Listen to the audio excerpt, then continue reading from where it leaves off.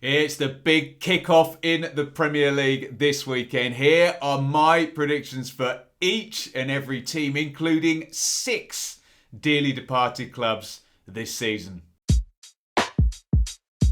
20th, Bournemouth.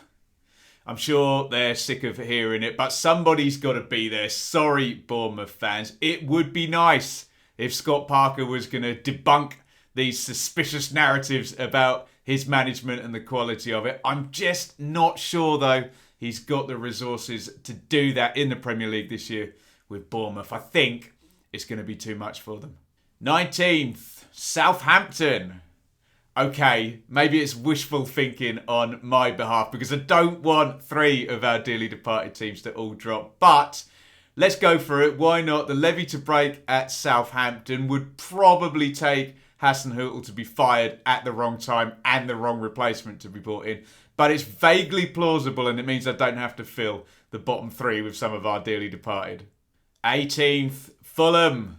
Yes, they lit up last season's championship, but since then in the summer, the recruitment, is it too little? Is it too late? Will there be more? Hopefully I can change my mind. But at the moment, we're looking at a lot of last year's very attacking looking side with the same tactics and the same manager. I think it will need quite a big tweak for survival in the big league. 17th, Everton. Now look, I tend to stand up for Frank Lampard more than most, but I just find the club itself a little bit too chaotic for really any particular manager to try and gain control of. So I think it's down 1 from last season's 16th and another near escape for Everton. 16th, Nottingham Forest. I'm going to go for last season's playoff winners, Forest, to be the highest out of the 3 promoted championship clubs. They've pushed the boat out with recruitment. They had to. They had a lot of loan players in the team that got promoted. But if they can get themselves a decent start and if they're over a point per game when we get to that World Cup gap in November, I think they're going to be okay. They don't have the smell of a recent relegation on them, and momentum and good feeling is very high at the City Ground. 15th, Brentford. There's going to be second season syndrome talk ahoy when it comes to Brentford, but I think the sheer stability of the club will see them in good stead. It's been incremental improvement for year upon year upon year at Brentford. Last year was absolutely no different. And the thing I like about Brentford is they can mix up their tactics. They've got themselves a goal scorer. Yes, I've got them dropping 2, but I've got them safe in 15th. 14th, Leeds. This one feels like a bit of a gamble, doesn't it? No Bielsa, now no Phillips as well. Both incredibly hard acts to follow, especially in the hearts of the Leeds United fans. They've pivoted now. It's all on Jesse Marsch, and they've backed him with his players. Many of them have played for him before as well. So, not wanting to pile even more pressure on the manager there, but this lies fairly and squarely with the Leeds boss now. If he gets the message across, I think they'll be clear and safe. If he doesn't, 13th, Wolves. I'm not seeing anything spectacular from Wolves, but I think there's more than enough muscle memory and defensive nous under Bruno Lage for them to be comfortably away from the bottom 6. But I think this year a little drop outside the top half. 12th, Crystal Palace. Patrick Vieira set a high bar last season and is comfortably now a respected Premier League manager after that first year. I think there's going to be ups and downs. I think there'll be small good runs and small bad runs. But one thing Palace aren't is complacent. They know the deal here. They've been around the block a few times. I've got them back in 12th once again. 11th, Brighton. Great job by Brighton last season to finish up in the top half. I think they're going to be very similar, in fact, in terms of their output. I'm just looking at what's going on around them. And last season, certain teams dropping out of the mid-table. And this season, certain new moneyed regimes that might come past them means I do have them dropping a couple of spots, but still very high on Graham Potter and the Seagulls. Well done, you've made it halfway down the list. I'm really grateful to have you as part of our audience here. So if you're enjoying this countdown, please click the like button and help support the video and the channel.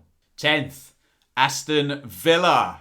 I've got Villa winning the battle of the dearly departed teams and making the top half this coming the season. The recruitment looks like a net positive, and I think Neil Critchley is a very shrewd replacement for Mick Beale. Stevie Gerrard, I think now will start to establish himself as a decent Premier League operator on the basis of what I saw under Gerrard's tenure last season. I think it's all going to be okay for Villa.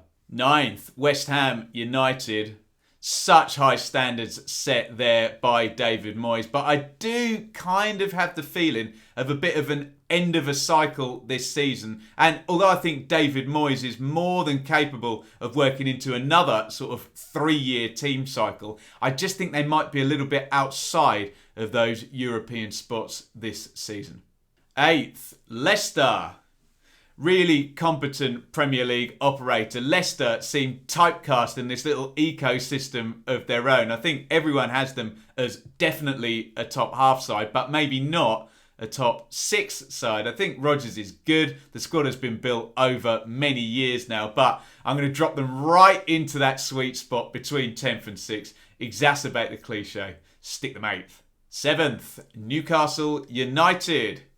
I think most people are expecting a rise up the table from Newcastle. I've got them going up 4 in 7th place. And look, everybody talks about the money, but even if they'd made no summer signings, that line was still pointing upwards from the end of last season under Eddie Howe. The fact that they've gone and spent money on the defence looks good to me. So I've got them just outside the big 6th, 7th spot for Newcastle. 6th, Manchester United. God, I'm so uncertain about Man United here. I've got certain things pointing upwards and certain things pointing downwards. New manager looks like an improvement. New regime means it's going to take time. When I look at the recruitment, I probably prefer what their rivals have done. But then when you also factor in this sense of underachievement that they have to be better on the pitch this season. Crikey, I don't know where I'm going, so I've got them in exactly the same spot. There's things that have improved. There's things that haven't improved. It's going to take time. I don't think they'll be challenging those other Big 6 teams, so we'll leave them right there. 5th, Arsenal. Now, in contrast to Manchester United, I do like the Arsenal recruitment. I think they are improved, and those 2 Manchester City lads, surely in terms of the high standards they've learned, should just be guarantees to help that team improve. It looked like Arsenal were close to Spurs last season, and this is where the rubber meets the road, isn't it? It's how much have Arsenal improved? Are they better than their rivals? Are they closer? I look at the dugout and I do wonder whether the other sides have an advantage there. So I'm going to leave Arsenal in 5th. 4th, Chelsea. The Abramovich era is over, but look, let's be quite frank about this. Chelsea's squad is still utterly stacked with quality. It is, however, all change at the back for Chelsea with Rudiger and Christensen having gone. I love Raheem Sterling, especially with my England fan hat on, but the fact that Mason Mount was top scorer there with 11 last season points to an issue that Sterling alone can't solve. So I've got Chelsea dropping a position.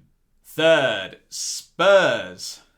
I've got Spurs going up 1, which is quite a climb when you consider how much of a closed shop the top 6 and particularly the top 4 can be and has been. This is mainly predicated on this combination of 3 world-class names, Conte, Kane and Son. Conte will now be having a full season and a full pre-season. And it feels the same for Harry Kane after his slow start last time. I think Spurs will be more consistent. They may not be in the same class as the top 2, but with those names I've mentioned and a good little smattering of recruitment, I think they can bump up 1. I'm sure you'll understand my reasoning for doing this, but we're going to do the top 2 together as one because it's been very, very difficult to separate these 2 sides. Pep Guardiola's Manchester City, Jurgen Klopp's Liverpool. They've both been freakishly good. The points totals, I'm sure you've all seen the stats, have been so similar. Although many will rightly point out, look at the number of Premier League titles in each trophy cabinet. And Pep and Manchester City definitely have the edge there. Look, these rivalries tend to ebb and flow. Mo Salah has signed the new contract, and just these new faces going in at Liverpool with Nunez and sort of Jota coming in the middle of last season at the business end of the pitch does look good for the Reds. There is then the matter of Erling Haaland at Manchester City. Will he click, and will that fire them to new levels? There's not much headroom for Manchester City after they won it last season and got deep into the Champions League. My feeling, and let's be honest, flip of a coin with these two, is that the Liverpool cycle is probably closer to peak than Manchester City this coming year. That may change in 6 months. That may change in a year. That's just how I feel right now. So I am going to swap them from last season. Maybe, and it would only take the slightest drop off from either of these sides to let the other one through. Maybe we'll get that 1% drop from Manchester City. So, in second place, Manchester City. And my predicted Premier League champions are Jurgen Klopp's Liverpool. There is my completed 1 to 20 Premier League predictions for the 22-23 season. Get yourself involved in the comments and let me know your 1 to 20 for the Premier League. Remember, if you comment on just one club, you have failed to mention 95% of the league, and you've failed to do 95% of the work that Muggins has had to do this morning. So go all in. Go on. Go for it. I'm going to put the pinned comment that we used on the Championship edition of the video here too. You can see that down there, and that may answer some of the more predictable responses we always get on this type of video. Speaking of the Championship version of these lists, why not stay with the channel? Click right here to see what I thought about what I consider an even harder league to predict than this one.